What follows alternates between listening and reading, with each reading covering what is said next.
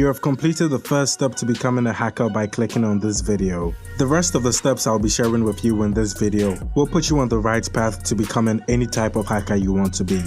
Before we begin, show your support for this channel by subscribing and turning on the notifications so you don't miss any new content. Now, how can you become a hacker? Before we get into that, let's understand who a hacker is and the types of hackers out there.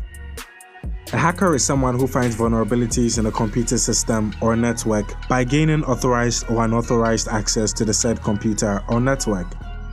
There are three types of hackers, namely white hat hacker, grey hat hacker, and black hat hacker. A white hat hacker or ethical hacker is a hacker who gains authorized access to a computer or network in order to discover vulnerabilities or weaknesses and help them fix them. A black hat hacker, on the other hand, gains access to computers and networks through malicious and unauthorized means in order to perform mischievous activities. Black hat hackers are mostly involved in criminal activities for their own gains. A grey hat hacker is a hacker who employs malicious means to gain access to a computer or a network in order to discover vulnerabilities, report such vulnerabilities, and sometimes help fix the problem. They have no intention of using those vulnerabilities for their own personal gains, unlike black hat hackers. They are, however, ready to forego all ethics, rules, and regulations for a good cause. In essence, grey hat hackers serve as the middle ground between black hat and white hat hackers. Next, let's take a look at the steps involved in becoming any hacker you want to be. Step number 1. Stop using your current operating system and start using Kali Linux. I'm sure you're asking why. Well, the reason is simple.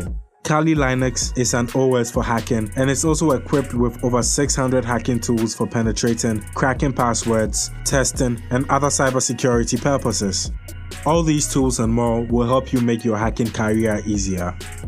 One other thing to know about Kali Linux is that the original source code is open source, and what that means is that you can customize or tweak the system to your own preferences.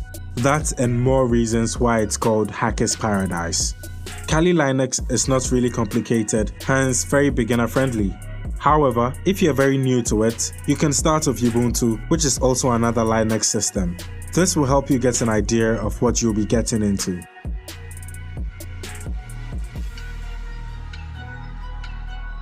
The next step is to have a clear understanding of computer networking. It's very important to know what goes on in the background. Having a clear understanding of networking and its various protocols will make it easier for you to be able to manipulate them and get them to do your bidding. It'll be difficult to gain access to networks, whether legally or illegally, when you don't have an idea of how these systems and networks operate. If you want to become a very good hacker, then the next step for you is learning programming. Kali Linux, as I said before, comes with over 600 hacking tools and they don't require any programming to be able to use. But then, if you want to take hacking seriously and be very good at it, then you'll need to learn programming. If you have no idea which programming language to learn, you can begin with front-end languages such as HTML, CSS, and JavaScript. These three languages are not difficult to learn and also offer lots of creativity and flexibility. After that, you can add a backend language such as PHP. One language you should learn no matter what is Python. Python is very essential for hacking and is also easy to learn and use as a beginner. The fourth step is to learn how to scan and gather valuable information. A hacker without information or who doesn't know how to gather information is like an empty gun, literally useless. As a hacker, you should be able to scan and gather information on networks, websites, systems, and more so as to know how to get in or out. You can use tools like Nmap, Unicorn Scan, Whois, Dig, and other tools to scan and gather information.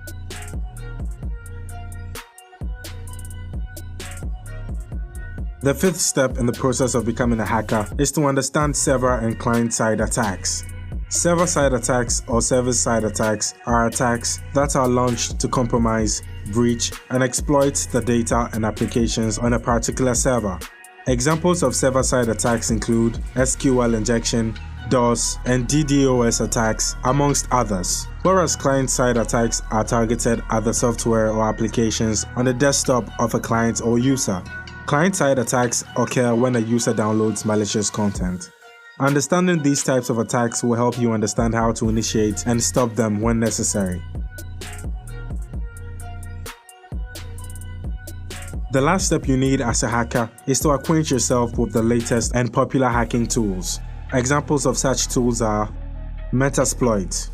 Metasploit is primarily a white hat hacking tool that's used for vulnerability assessment and penetration testing. It's very popular because it makes hacking really easy. Jack the Ripper.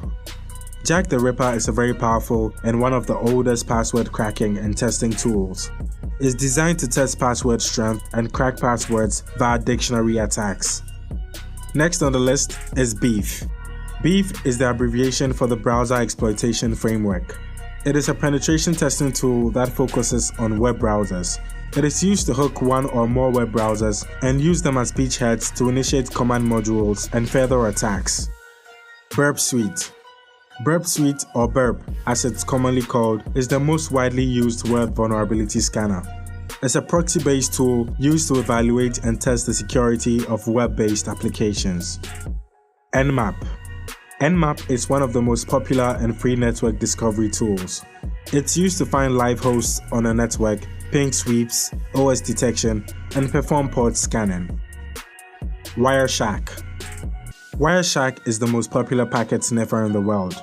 What it does is to capture packets of data within a network, such as from your computer to your home office or the internet, and display them in a readable form to the end user. SQL Map. SQL Map is a well-known SQL injection automation tool that's used for exploiting databases and hacking. It can also read and write files on remote file systems in certain instances. So these are the main steps you will need to follow if you plan on becoming a hacker. Follow these steps and also get your hands on the popular hacking tools, and you'll be on the path to becoming a very good hacker. The type of hacker you intend to be will depend on your own morals and principles, but have in mind that the black and grey hat hacking are illegal and might get you into serious trouble when caught. Thanks for getting to the end of this video. Do well to subscribe if you haven't done so already, and leave a like or comment. Until the next video, it's bye for now.